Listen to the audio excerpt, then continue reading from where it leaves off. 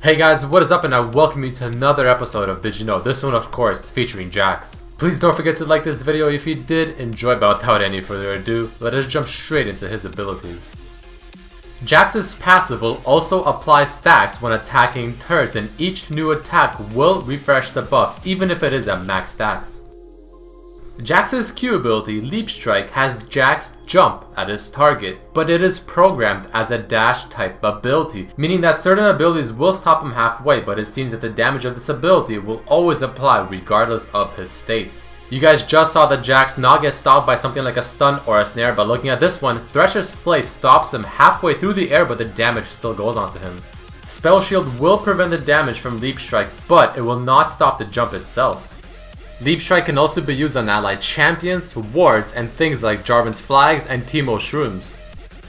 Don't forget, you can combine the power of Leap Strike and his W in power in one hit for quick burst damage.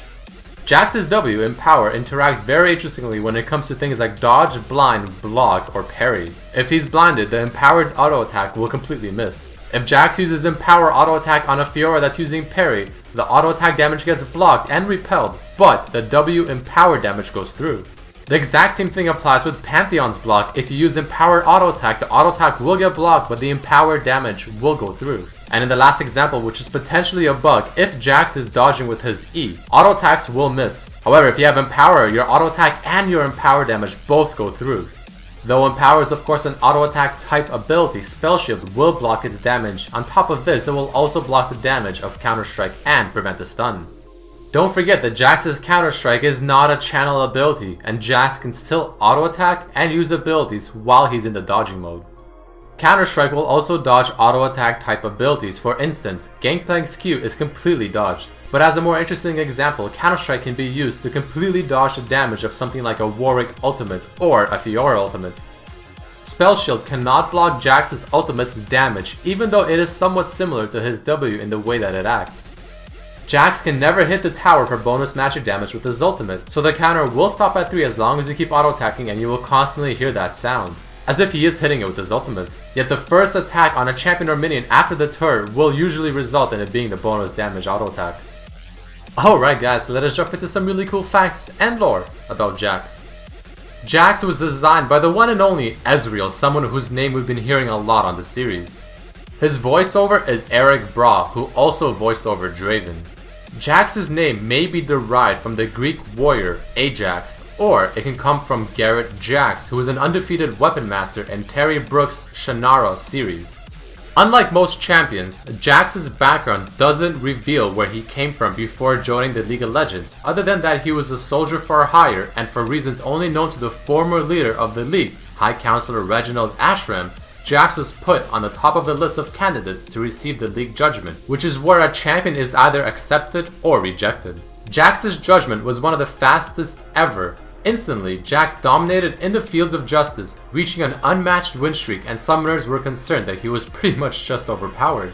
From this, the new league leader, Hayward Relavash, made special restrictions to Jax, to which Jax responded with his own conditions, to fight using a brass lamppost, with which he still fights extremely well with. Oddly enough, the old leader, Reginald Ashram, went missing just before Jax's arrival. Now the question is there a connection in the disappearance and Jax?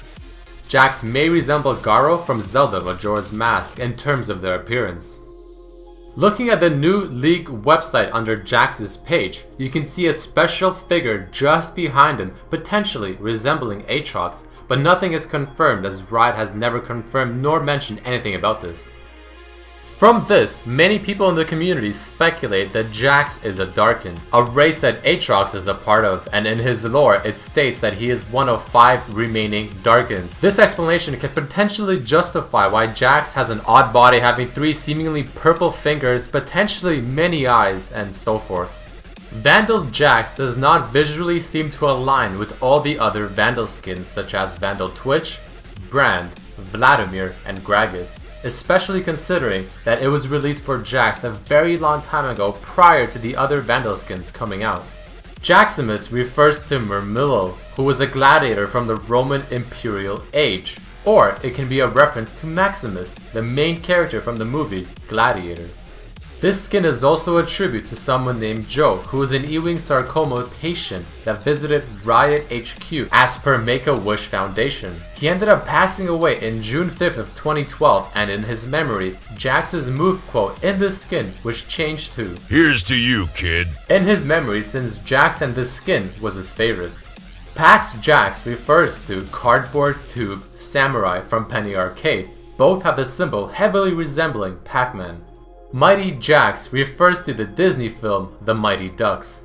It seems Riot decided to not follow Jax's lore as much, since his skins such as Jaximus, Temple Jax, and Nemesis Jax have him actually using a real weapon, which makes it awkward if he ever says his quote, "Imagine if I had a real weapon," whenever playing in one of these skins. Jax and Gragas are apparently drinking buddies. Taking another look at the beta website under Jax, it lists Jax as an Ionian champion, along with Fiora at the bottom as his rival. Alright guys, that does mark the end of this episode of Did You Know featuring Jax. Please don't forget to throw in a like down below if you did enjoy it, and also share it with your friends. I would also very much appreciate it if you guys can follow me on my Facebook and Twitter pages. Description down below will contain the links. On top of that, I have a friend who has a new YouTube channel that I've mentioned a few times named Pokito. Definitely check his channel out if you want to have more sweet League of Legends content in your subfeed. But as always, I hope you guys enjoyed this episode, and I hope to see you next time. Peace.